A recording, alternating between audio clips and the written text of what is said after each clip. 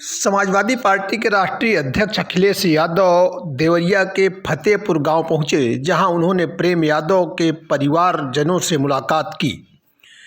अखिलेश यादव ने मीडिया से बातचीत करते हुए भारतीय जनता पार्टी को लाशों पर राजनीति करने वाली पार्टी बताया और कहा कि देवरिया की घटना से राजनीतिक लाभ लेने की फिराक में है। साथ ही साथ अखिलेश यादव ने प्रदेश की तमाम घटनाओं को गिनाते हुए भाजपा के ब्राह्मण प्रेम पर भी चोट की। एक सवाल के जवाब में अखिलेश यादव एक पत्रकार पर भड़क भी गए और कहा कि पत्रकार साथी, बुलडोजर आप ले आ दो। बाकी मीडिया से बात करते हुए अखिलेश यादव ने और क्या क्या कहा, आप खुद देखिए। तुम यहाँ पत्रकार भाई, अरे ले आओ ना, तुम मुख्यमंत्री से ले आओ ना बुलडोजर। तुम यहाँ पत्रकार भाई, अरे ले आओ ना, तुम मुख्यमंत्री से ले आओ ना बुलडोजर। तुम यहाँ पत्रकार भाई, वो हम पे आरोप लगा रहे हैं, इस प्रेम यादव को माफिया कह रहे हैं, जमीन के गुंडा अपराधी कह रहे हैं, बुलडोजर की धमकी दे रहे हैं। अरे बताओ, एक भी केस उसके पास हुआ उसके ऊपर? कोई प्रधान बनता है, जिला पंचायत सदस्य बनता है, समाज में अच्छा काम करता है, समाजवादी, बस उसका दोष इतना है कि समाजवादी पार्टी के पक्ष में और समाजवादी नीतियों का प्रचार कर रहा था। पत्रकार साथियों का धन्यवाद देता हूँ कि आप लोगों ने लगातार घटना के बारे में समय समय पर जानकारियां दी।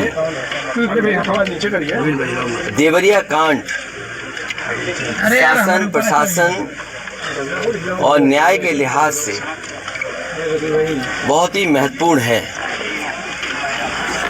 और जिस तरह की घटना हुई है, हम सभी लोग मिलकर के उस घटना का निंदा करते हैं। ऐसी दर्दनाक घटना उत्तर प्रदेश में देखने को नहीं मिली।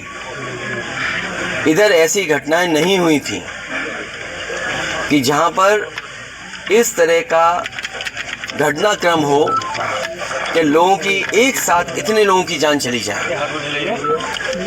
जिस समय घटना हुई उसके बाद सभी चैनल, टीवी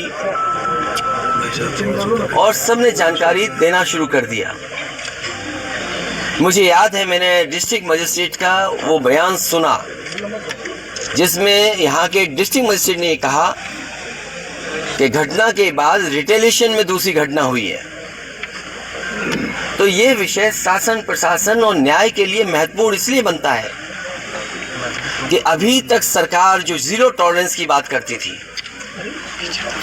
घटना पहली कैसे हुई उसकी भी सच्चाई अभी तक सामने नहीं ला पाए।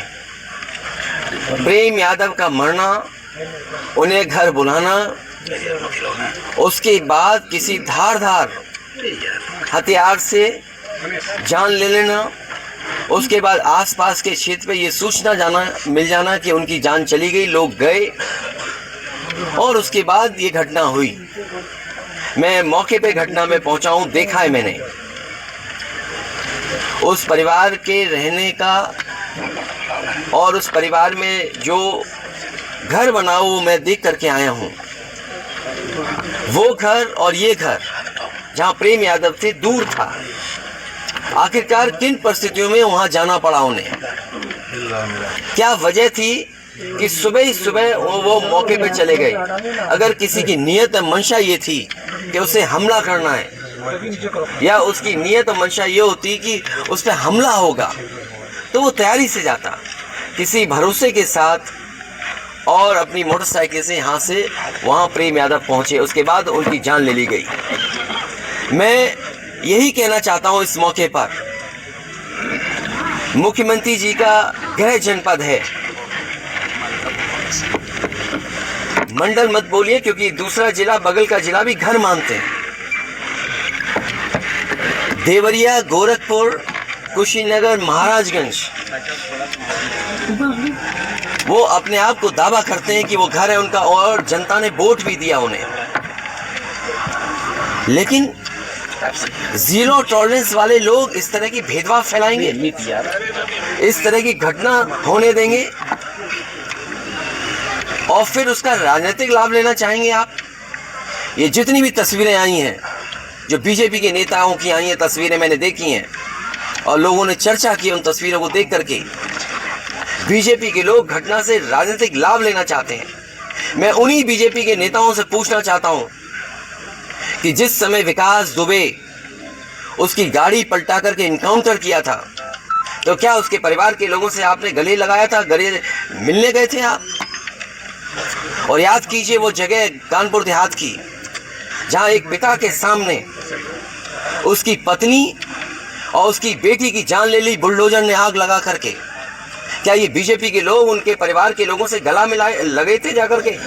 और मुझे याद है जब उसका परिवार का बेटा डीएम आवास में धरना दे रहा था ठंड में, उसके पूरे कपड़े उतरवा करके पुलिस ने पीटा था, उसको मारा था।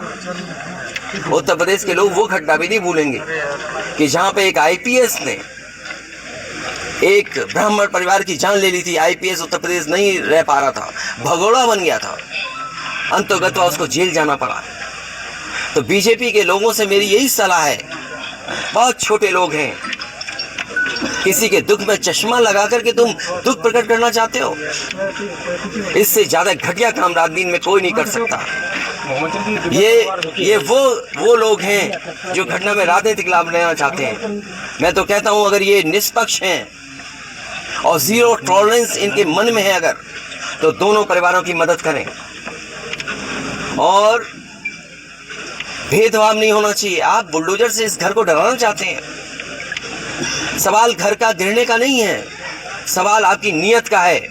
और आपने अपने फैसले में ये स्वीकार कर लिया है कि आपके अधिकारी गलत थे और गलत अधिकारियों नगर नहीं थे वो अधिकारी गलत, तो बताइए आपको 20 अधिकारियों को सस्पेंड करना पड़ा, जो अधिकारी यहाँ रह भी नहीं रहे, कभी नौकरी किए थे। आपने बड़े अधिकारी क्यों छोड़ दिया आपने? क्या उनकी जिम्मेदारी नहीं बनती? अगर आपको ये महसूस हो रहा था कि छोटे अधिकारियों के कारण ही ये जमीन इस तरह के विवाद बढ़ा है, तो आपने बड़े अधिकारियों को क्यों छोड़ दिया? आपकी जीरो टॉलरेंस की पॉलिसी कहां चली गई? और फिर आप इस घटना से राजनीतिक लाभ लेना चाहते हो। आप सवाल ये नहीं है कि एक समुदाय किस जाति बिरादरी का है, दूसरा समुदाय किस जाति बिरादरी का है। सबसे बड़ा सवाल है इस सरकार में इन लोगों की जान गई है और आपकी जीरो टॉलरेंस की पॉलिसी से उन परिवारों के सदस्यों की जान नहीं आने वाली। और ये जो डर दिखा करके आप डरना चाहते हो, जब जनता खड़ी हो जाती है, जनता की ताकत के सामने सरकार की ताकत टिक नहीं सकती। सरकार की ताकत कुछ भी नहीं है जनता की ताकत के सामने।